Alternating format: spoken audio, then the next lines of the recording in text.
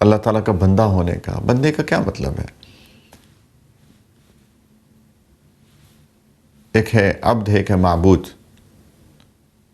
اللہ تعالیٰ ہمارے معبود ہیں، ہم عبد ہیں. عبد کا مطلب بندہ، بندے کا مطلب غلام. جب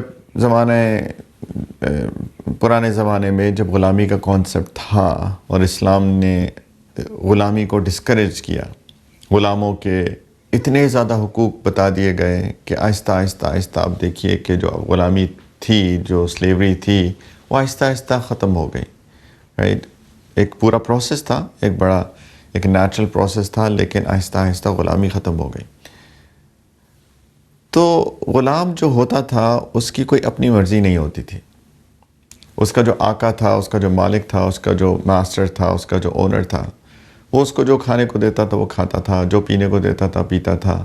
جہاں وہ چاہتا تھا کہ اس کی شادی کر دے وہاں وہ شادی کر لیتا تھا. اس کی کوئی اپنی مرضی نہیں ہوتی تھی.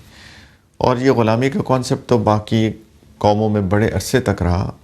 اسلام کے اندر اگر آپ دیکھیں تو مطلب ایک گریجول پروسیس تھا، لیکن آہستہ آہستہ آہستہ ختم ہو گیا. لیکن باقی قوموں کے اندر تو بہت عرصے تک غلامی کا کانسیپٹ رہا ہے. لیکن غلام ایسے ہی ہوتے تھے کہ ان کی کوئی مرضی نہیں تھی. جو ان کے اوپر مسلط کر دیا گیا وہ ان پہ مسلط کر دیا گیا.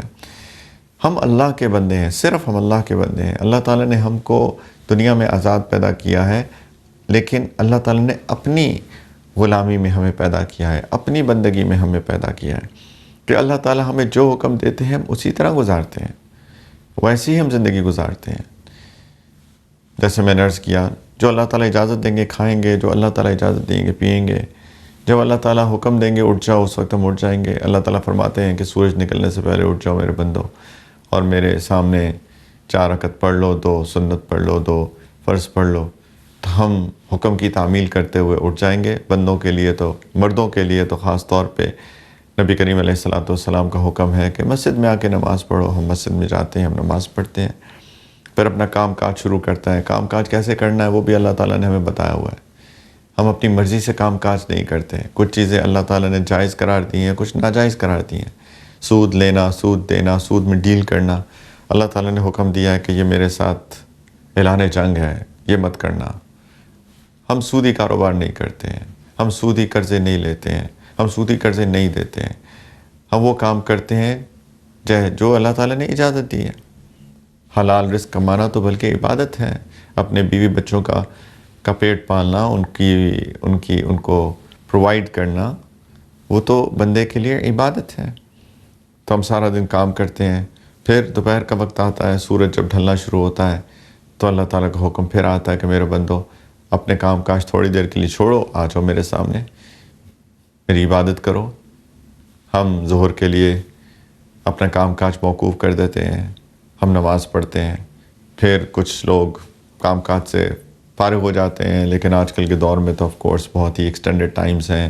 ہم پھر کام پہ چلے جاتے ہیں. پھر تھوڑی دیر بعد آتی ہے، پھر عصر کا وقت آتا ہے، پھر اللہ تعالیٰ کا حکم آتا ہے کہ میرے بندو پھر ہر چیز تھوڑی دیر کے لیے روکو، میری عبادت کرو. پھر مغرب آتی ہے، پھر عشاء آتی ہے. ہم سارے دن کے کام کاج کرتے رہتے ہیں. بیچ میں جب اللہ کا حکم آتا ہے اللہ کے سامنے کھڑے ہونے کا، اللہ کے سامنے رکوع اور سجود کرنے کا، ہم رکوع سجدہ کرتے ہیں.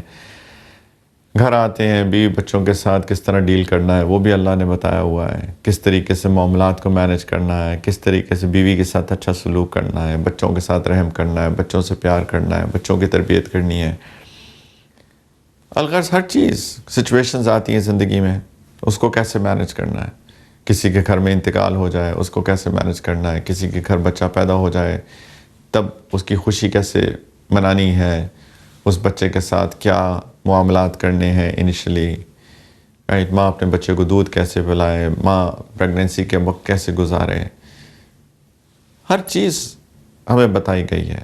یہی دین ہے، یہی دین اسلام ہے. بہت فطری دین ہے. اسی لیے ہم نے اس پورے پروگرام کا نام ہی دین فطرت رکھا ہوا ہے کہ جو انسان کی فطرت اللہ نے بنائی ہے، عین اس کے مطابق اللہ سبحانہ و تعالیٰ نے ہمیں احکامات دیے ہوئے ہیں.